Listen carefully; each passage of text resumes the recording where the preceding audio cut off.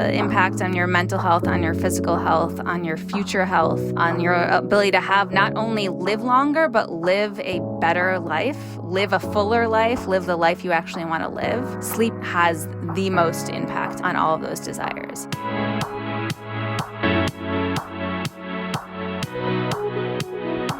Getting a good full night's sleep is, for me, the most important part of a lifestyle focused on good health, well-being and longevity. But why, for many of us, is it so difficult to achieve? And how could rest help us? Rest being radar-enabled sensing technology. It's like having a sleep coach in your bedroom with you as your overnight. So if you're struggling to sleep, you have someone there who's kind of guiding you and helping you to fall back to sleep. Hello again and welcome to the Live Long and Master Aging podcast. I'm Peter Bowes. This is where we explore the science and stories behind human longevity. This episode is brought to you in association with Full Sleep, a program that helps people reimagine their long-term relationship with sleep, incorporating a non-wearable bedside tracker and CBT-I, cognitive behavioural therapy for insomnia. There's already a lot to unpack there, lots of acronyms too. So I'm pleased to say we have two guests to explain these acronyms in plain English, hopefully. Joining us from the Silicon Valley startup Koko Labs, which is behind Full Sleep. Rosaria Mannino is the company's Chief Product Officer, and Luca Rigazio is the Vice President of AI, Artificial Intelligence, with Koko Labs. Welcome to you both. Hello. Thank you for having us. Hi, thank you. Very good to talk to you. I want to go just to start with to the heart of the matter and maybe get a sense from both of you what it means to get a good night's sleep. Rosaria. Yes. Oh, man. So what's interesting is in my lifetime, I don't think I've ever really struggled that much with sleep. I've been one of the lucky ones, but I have a partner now of 7 years who struggles almost nightly with good sleep. And so it's something that I became even more aware of and even more attuned to over the past kind of 7 years to really see the struggle and the challenge of not getting a good night's sleep. And so for me, it's interesting because it's less about the sleep itself, and it's really more about the feeling you get the next day. So being able to feel like you're your best self, being able to be alert and awake and, seize the day, as cheesy as that might sound, and seeing my partner struggle with it and realizing that it's not something that everyone really can, it's something that people do struggle with. That's exactly my point as well. And I don't think it's cheesy at all to frame it like that. I always say if I don't get a good night's sleep, there's nothing in the next day that will really go well. You might be focused on your diet, you might be focused on your exercise regime, but you won't do them as well without that good night's sleep before. Luca. I agree. I'm the grumpiest person when I don't sleep well. I typically sleep very well, and the few times I don't sleep well, mostly because I overwork maybe, or if I'm stressed out. Then the day after, I'm super grumpy. And also, I like to ride my bicycle, and I ride really slow the day after, which is not cool. So, I rather sleep well than not. And I think you've perhaps identified some of the reasons why you don't sleep well. But is there, Luca, any one thing that you think, maybe your current role, of course, with this company has redefined your thinking in terms of sleep. But previously, was there something that you knew you weren't getting right, but you couldn't fix? Well, in my previous life, I used to travel a lot to Asia. So I guess it was more like travel related. Not just the jet lag, but also, the changes in routine and diets that go with that. So, typically those transitions were a little bit hard. But in general, these days, it has to do with lifestyle and stress. And they're also part of our programs that address that. I feel that many people might have similar issues. And when it hits you, if you cannot go back to your normal routine, then you really feel it. It really affects you. Well, let's talk a little bit about you both individually. Luca, you just mentioned in your previous role you did a lot of traveling. I'm curious, just tell me a little bit about your career and what's brought you to this point in terms of what you do with this company. Basically, I just do AI. I always wanted to do AI, artificial intelligence, even before when it became the cool thing to do. Now now everybody that really wants to do cool tech wants to be associated with AI. But I started one of the first deep learning groups in the Silicon Valley in 2014, but I was doing AI even before it was cool.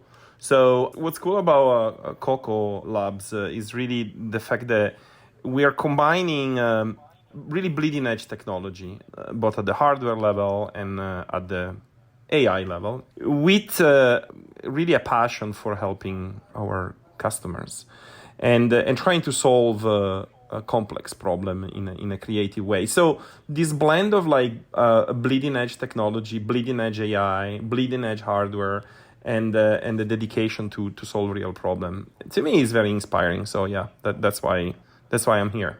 And Rosaria, I know the two of you have very different backgrounds, which is probably a huge plus for the company, bringing together different skills.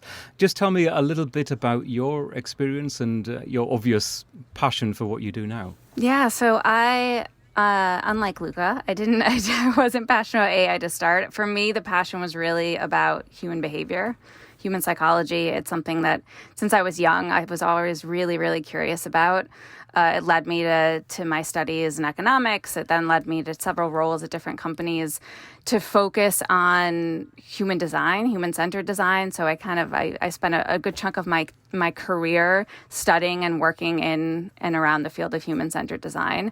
And so for me, that human psychology, that kind of behavior change is an area of real interest for mine and real kind of curiosity. I'm my own guinea pig. My bookshelf is full of self-help books and different books to read about why we think the way we do, why we act the way we do. And so I got connected to Koko a few years ago. And for me, it was this really great marriage of human psychology, thinking about how you help people change their behavior, which is one of the most challenging things for us to do in life, combined with working on a product and a space that was around older adults, was around aging, was around trying to solve a real problem. I've spent a lot of time in tech and gotten a little fed up with the products that are out there and services that are out there are just nice to have, in my opinion. I love getting things in 2 days or next day or same day with Amazon, for example. But for me, I got really excited about being part of a team that was trying to solve, as Luca mentioned, like a real salient problem. How do you help people sleep better? How do you help people make the most out of their day? How do you help people who really do struggle with sleep? We are focused in designing a product not for people that are curious about their sleep or, would like to maybe measure it. There's a lot of products out there for that. For us, we're really designing something that we believe will help people fix their sleep, for people who really, really do struggle with chronic insomnia, with chronic sleep problems. And so for me, this role and this team is this great combination of that human psychology and that mission and that passion on trying to solve a real problem for people. I think what's particularly exciting, you mentioned self-experimentation. I talk to a lot of people on this podcast who are one-person experiments. And Yes. There's nothing, as we all understand, there's nothing particularly scientific about that. There's oftentimes no control group because you are your own control.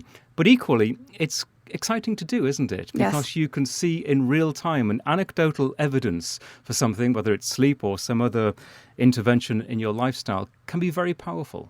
Yeah, this is a slight tangent. I hope you don't mind. But for me, it's been in the past few years, it's really been meditation and mindfulness.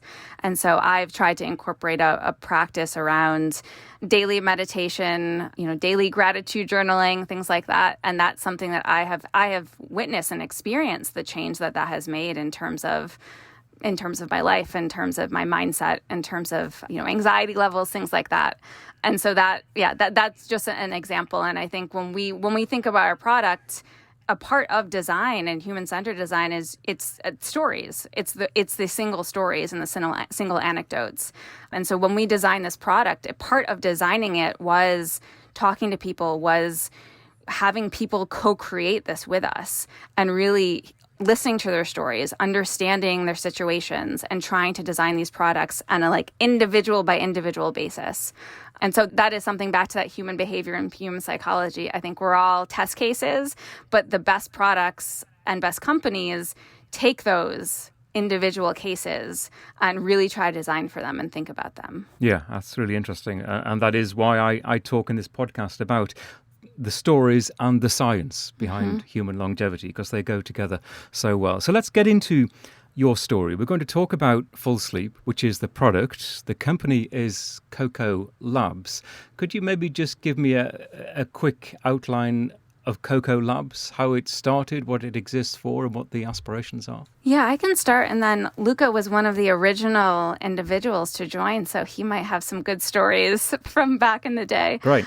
So the company itself started over 5 years ago now in the Bay Area. It was founded by a couple individuals that had experienced through their family, loved ones that struggled with different aspects of aging and being able to maintain their independence. And so it was really rooted in very personal stories to try to help the loved ones they had in their lives. And so this group what ended up happening is they got this group together of experts across disciplines. You've met, Luca is a leading expert. He's too modest, but he's a leading expert in AI. And we have folks from different disciplines, from design, from products, from marketing, from cognitive behavioral and psychology. They got together and really thought about how do we take the most novel technology and how do we think about applying that to problems that are in people's lives. And so the Koko Labs itself was really grounded and founded around taking radar technology and trying to apply it to problems in the aging space. There was a lot of the work the team did over the past 5 years to figure out what the right first product was. We did some work around fall detection, but where we landed with our first product was around sleep. And that was a really exciting first use case for us to build. But Luca probably has some great stories from early days. Yeah, so when I met some of the co-founders, they were just out of Stanford doing PhDs for like some crazy advanced technology that they could barely talk about, and the idea was to take some of those findings and bring them into a consumer application. Like Rosaria said, it wasn't even clear what the first use case was, because this technology has broad applications. When I actually also want to make a point. When we say radar, in a sense, there is that kind of lineage to almost like what people think about the radars that are used to track airplanes, or like the militaries are using to intercept missiles and all of that. But in reality, the physics is the same, but like when you're taking something that like, spins on top of like a aircraft carrier and you're trying to squeeze it down to like a tiny little box, you're effectively changing everything, including the amount of power you're emitting, because, of course, we do not want to fry our users. So the power is so low, right? That is like even much below, say, your Wi-Fi, or much below your 5G phone, right? And so, when you're trying to collect data from that, right, you need to re-engineer all the system from scratch, right? And to do it at consumer level, it's a big endeavor. So when I first joined the team, we're just 4 or 5 people, and we just rent a small office, and we didn't even have the internet connection. And I'm a big data kind of guy, so I cannot just work out of the Mac. And we didn't have, big funding. So we literally went in there and started to wire up the office and, get like GPUs and motherboards off Amazon. And we start building, and that was much fun for me because, well, I'm a techie, I'm an engineer. Of course I do AI, but I like all sorts of technologies. And, there was really this kind of like garage, feeling that you often hear about like Silicon Valley early teams while working on extremely bleeding edge technology. So it was much fun. And it still is, we're a much bigger team now, but like this whole approach that is so characteristic of the Silicon Valley of finding like interesting application and matching them with bleeding edge technologies, and then literally just going there with your hands and your brain and build stuff. That's what's so amazing, of the startup scene in the Valley, in my opinion and experience. So really interesting background there to the company. Let's talk about Full Sleep and really dive into it from the beginning, what it is, how it works, what your aspirations are. Yes, I will. The best way I can describe it and the easiest way I can describe it is it's like having a sleep coach in your bedroom. with you as you're overnight. So if you're struggling to sleep, you have someone there who's kind of guiding you and helping you to fall back to sleep. So hopefully that makes sense. But that's kind of like and maybe you have a follow-up question, but like that to me is one of the easiest ways to just kind of picture it in your mind. And just to then break that down, what is in the bedroom with you? This is not attached to your body like some devices are. This isn't a wristband. It isn't a ring. It isn't a headband. It's actually sitting by the side of your bed, the hardware. Yes. So this is one of the... It honestly feels like magic for someone who is not a tech person. It feels like magic. So you don't have to wear anything. You don't have a watch. You don't have to have a ring. It's not on your phone. There's no screen. It's essentially approximately the size of a water bottle. And it sits next to your bed. It looks like a little speaker. And this device does a few things. One, it will track your sleep. So it does all the things that the watch might do or the ring might do. So it keeps track of your sleep, how many times you get up during the night, when you've gone to bed, when you get up in the morning. So it does all of that. So it tracks your sleep without having to wear anything. But then what it also does is it provides this guidance in the moment. So it can sense when you're getting in bed and when you're ready to sleep. And it will automatically play, for example, a wind down for you. So guided meditation or guided relaxation to help you fall asleep. So you don't have to remember to press anything. You don't have to look at screens. You don't have to bring your phone in the bed.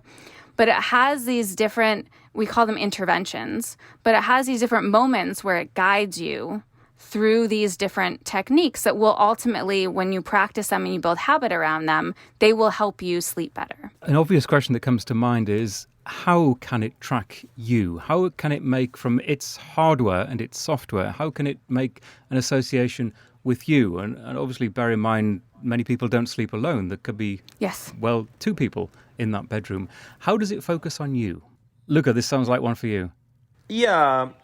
First of all, we see and we don't see. That's important because, you don't want to have a camera in your bedroom, right? So this is not a camera. We don't see.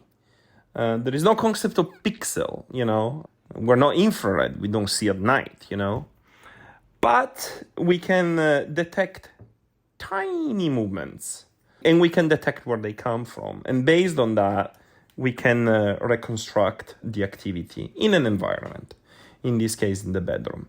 So by using advanced algorithms, including AI-based algorithms, we can map out the situation in the room. And we can tell, where the primary sleeper is and where the secondary sleeper is.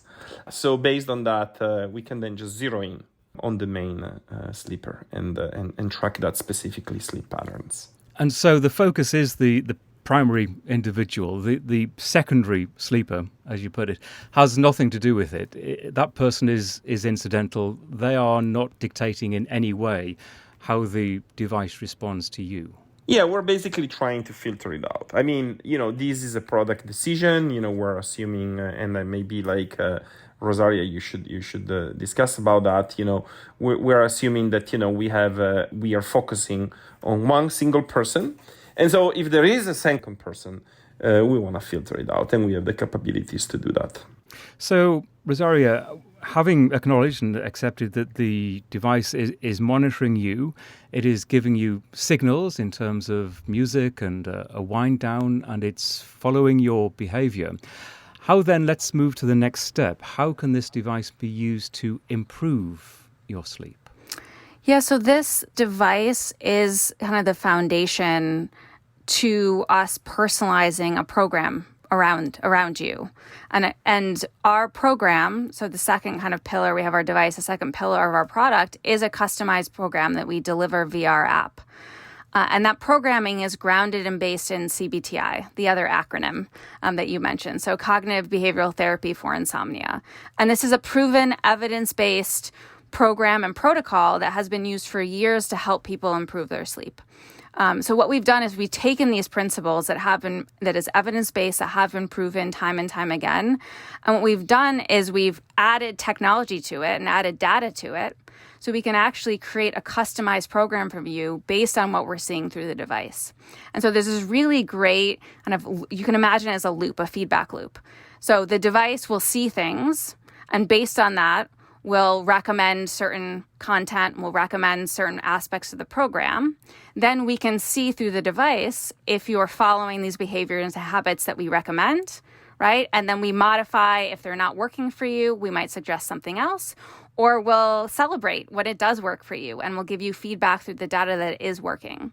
And so there's this really cool loop that happens where we're not just presenting you with data where you're like, I don't know what to do with this. What we're actually using that data to modify the recommendations and suggestions and guidance we give to you through the app.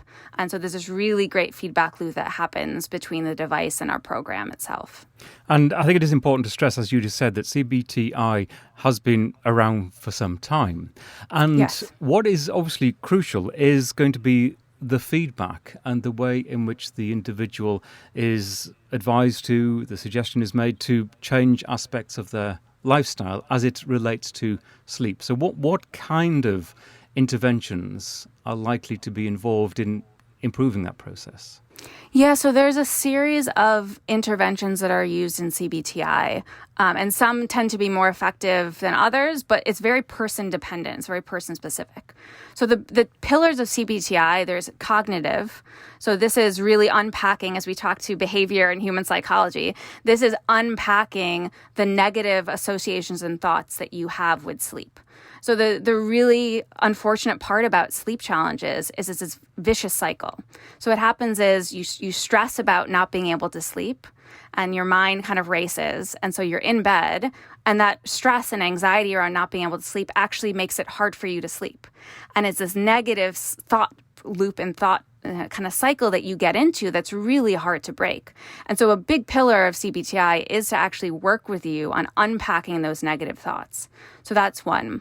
The second is around behavior change. And so there's habits that you build that they're habits. They're hard for us to undo. And there's some habits that are more detrimental to your sleep than others. So one, for example, is you might lie in bed for hours not sleeping. And that happens. If you have an insomnia and you can't sleep, you might be lying in bed doing other things, reading on your phone, tossing and turning. But what happens is you are no longer associating your bed with sleep. So it's kind of the Pavlovian dog bell response. So if you no longer associate your bed with sleep, it gets harder for you to feel sleepy when you're in the bed. And so part of our intervention, one of our interventions is called bed reset. It's kind of our term for it, but stimulus control. And what happens is you should actually get up out of bed after 20 minutes if you haven't been sleeping in bed. That's really hard to do in the middle of the night. It's hard to know how long you've been awake for lying in bed, and it's really not fun if it's cold outside. I live on the East Coast.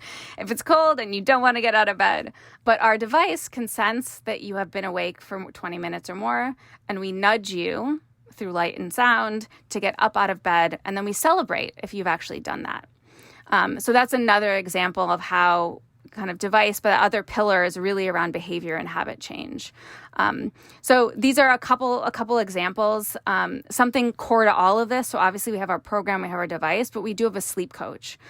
So something that we really believe is that technology is very crucial and important, but we also want to combine it with human coaching. So throughout the entire program, it's very much self-guided, but you also have a sleep coach that you can reach out to if you have questions, someone that's kind of checking in on you and helping to hold you accountable. So that's another kind of third important component for our program.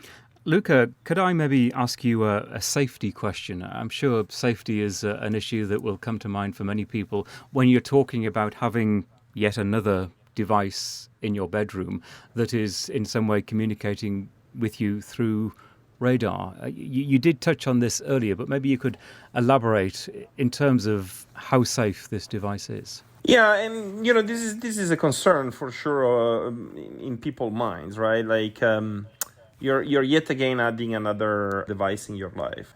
How safe it is. The thing is, we're using radar frequencies or radio frequencies that are very high. They really tend to bounce off things. They don't really penetrate. And also, we have an extremely low power. The amount of power these radio waves carry is a fraction of your Wi-Fi. And it's like a tiny fraction of your phone. So even if you put your phone on airplane mode and you just keep it next to you, you're probably getting a comparable amount of radiation than our device emit. And if you have a Wi-Fi on in the house, well, there you have it, same thing. And as I mentioned also, because Wi-Fi needs to travel through longer distances, right? It tends to penetrate things much, much more, right? So this is extremely safe, and it's something that we are also very concerned about, and we're always testing and making sure we don't go over any recommended power limits, which are already very low, and we try to stay even below those, even though it makes our life harder. And what about other devices? We all have devices all around the house, and including our bedroom, and most likely a phone sitting by the bed. Is A, there any likelihood of interference with the phone, or B, should the phone not be there at all? What about the alarm clock? What about the other digital device that you might have sitting? Maybe you have an Oura Ring or something else that you've been using for some time and don't necessarily want to give up. Is it compatible with full sleep? Yeah, we're more concerned about fish tanks. It's a little bit of a joke, but it isn't. So if you put your device behind the fish tank, it's probably, gonna see, the fish tank and potentially the fishes, but not you.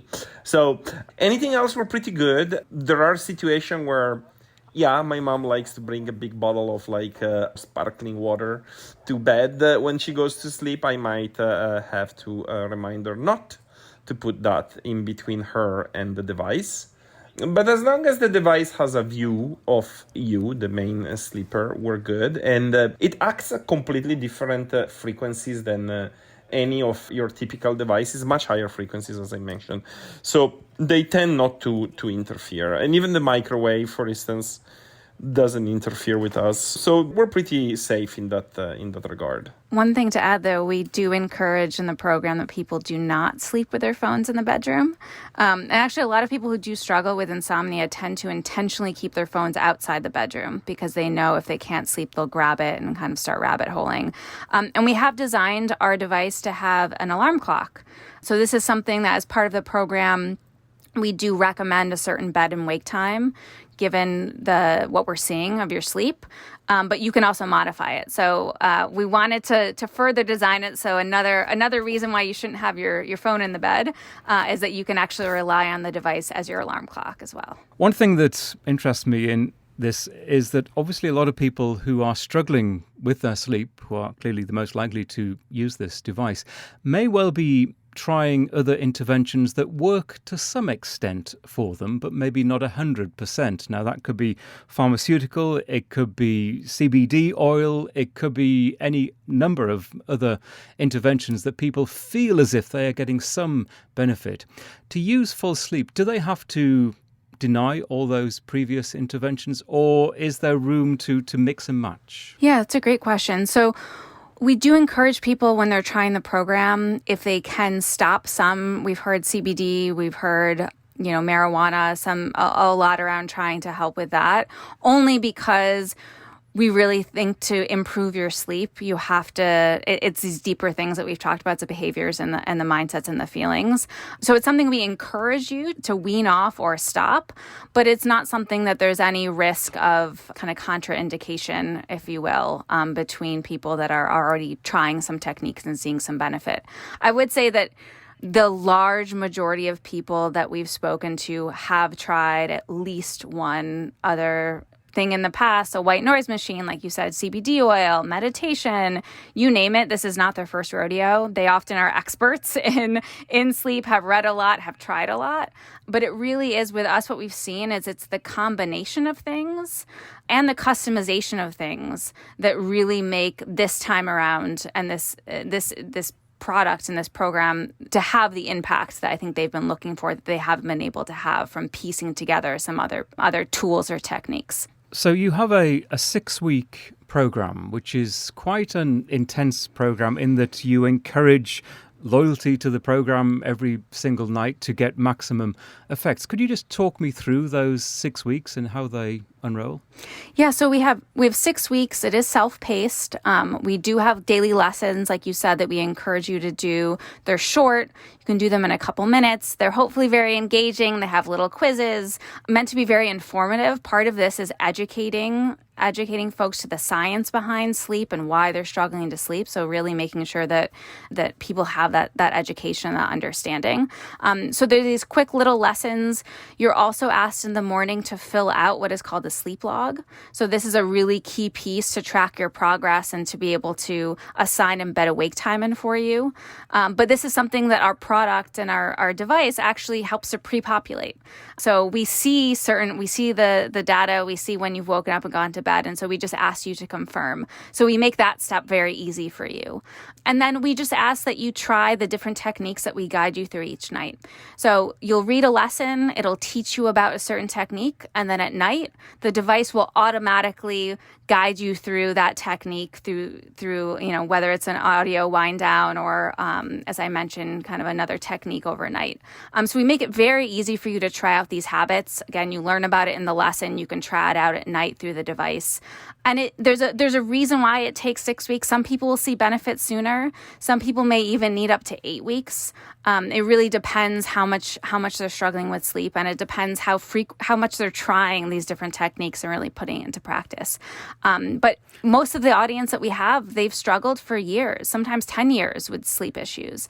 So it does take a little bit of time, and it takes motivation, and it takes that kind of resolve and that effort to really try to see change. But it's important for us. We try to make it as easy as possible for you to try out these techniques, to learn the behavior changes that you should try out, and to put them into practice. And what if you don't sleep in the same bed every night? What if you travel a lot for work and you just simply have to move away? And perhaps during the process of traveling, your sleep patterns get disrupted, and all of a sudden you find yourself in a hotel 300 miles away late at night, and you might think, well, that's going to spoil everything. Does it? How do you accommodate that? Yeah, that's a great question, because life happens and it's very hard that, that 6 weeks can be kind of focused. So we do encourage people to not start the program unless they feel they can really dedicate a chunk of time to it. So that is one thing.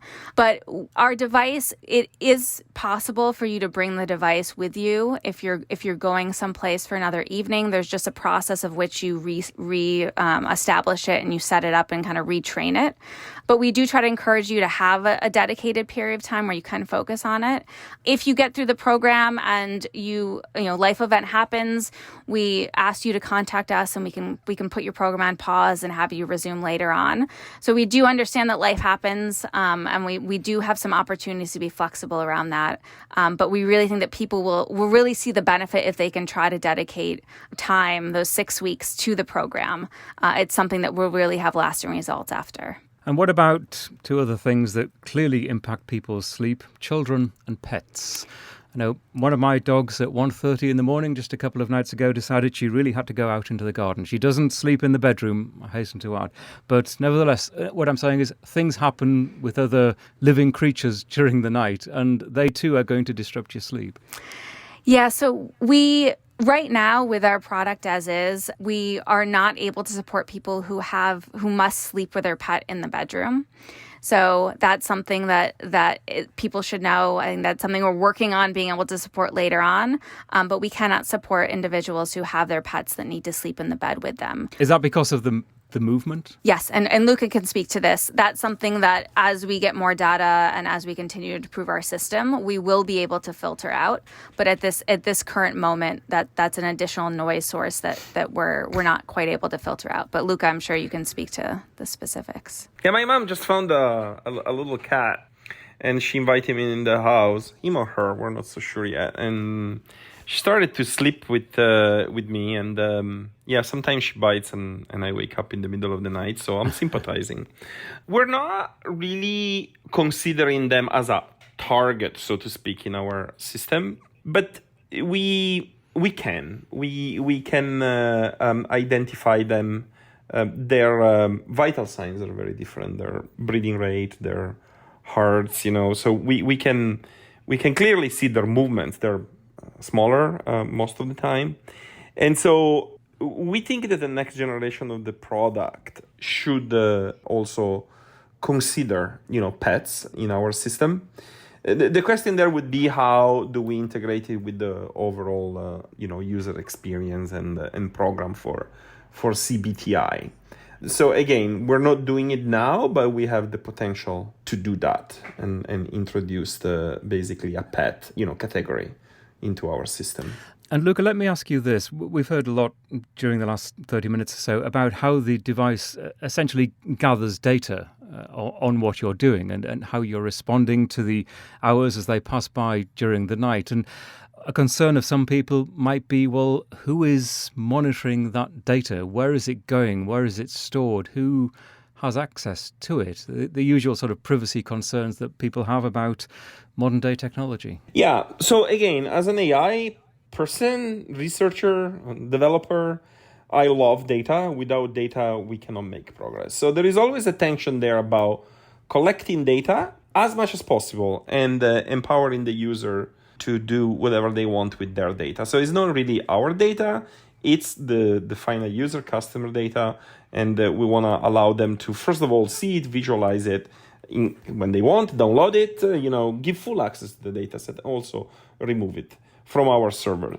As far as who will see it, at scale, this product should be pretty much automated. So only algorithms should see it with few medical interventions. So the medical intervention, you can think about it as what normal CBT-I would be, where people would need to, they would be required to fill in a sleep log and basically a sleep log and, adding a bunch of information about their lives that could condition their sleep, and then share that with the physician. So nothing different from that, but in a slightly more modern form through algorithms and AI. And then whatever is on the server, we certainly want to use with the customer permission to improve our system, because this benefits them as well as everybody else.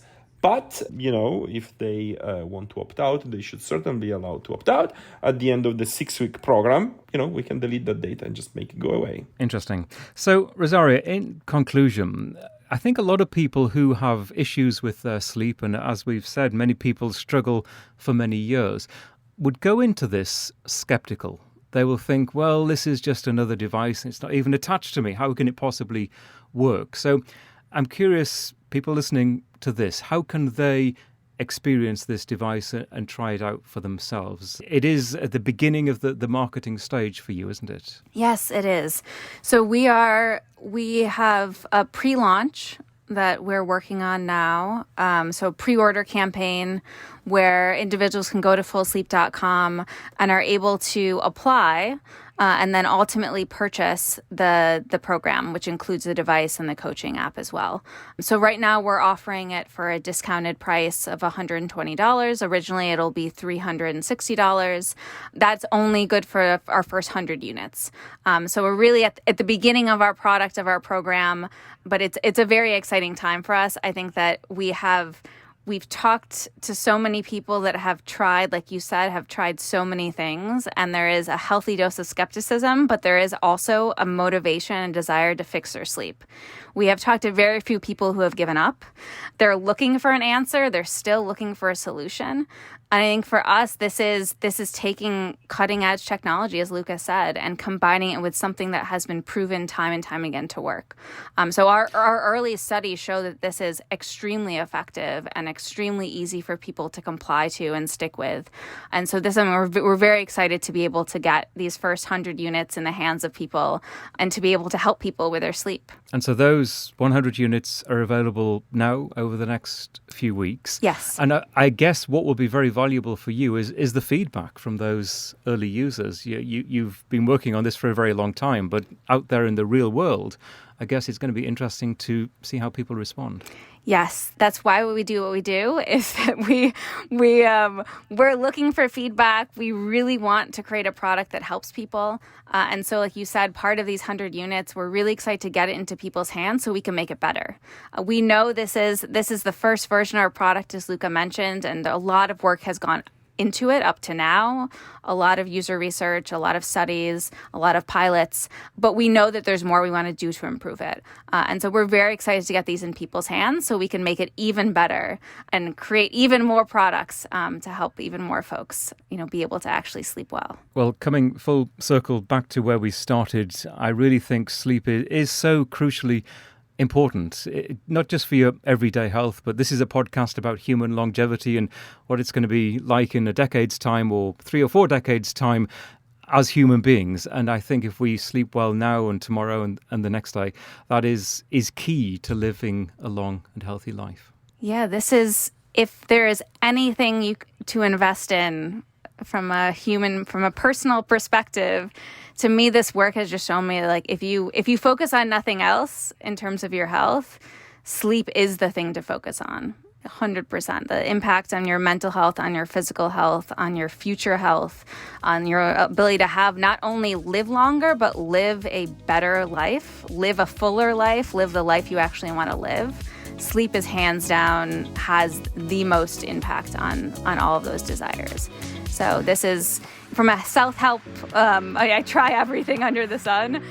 Sleep is hands down the most important thing. Yeah, I totally agree with you. Rosaria, Luca, thank you both very much indeed. This has been really, really interesting. Thank you very much, and I hope you have a good night's sleep tonight. I thank you both. I look forward to certainly following the progress of a full sleep over the coming months and hopefully trying it out for myself. The full details of everything we've been talking about are available in the show notes for this episode, including how you can pre-order full sleep with a discount for its limited launch period, which is right now, and try it out for yourself. I'd be very interested to hear how you get on. You'll find the details at our website, lamapodcast.com. That's LLAMA podcast.com. The Llama Podcast is a HealthSpan media production. In social media, we're at Llama Podcast. You can contact me at Peter Bowes. We'll be back with another episode very soon. In the meantime, thanks so much for listening. And as Rosario just said, sleep well.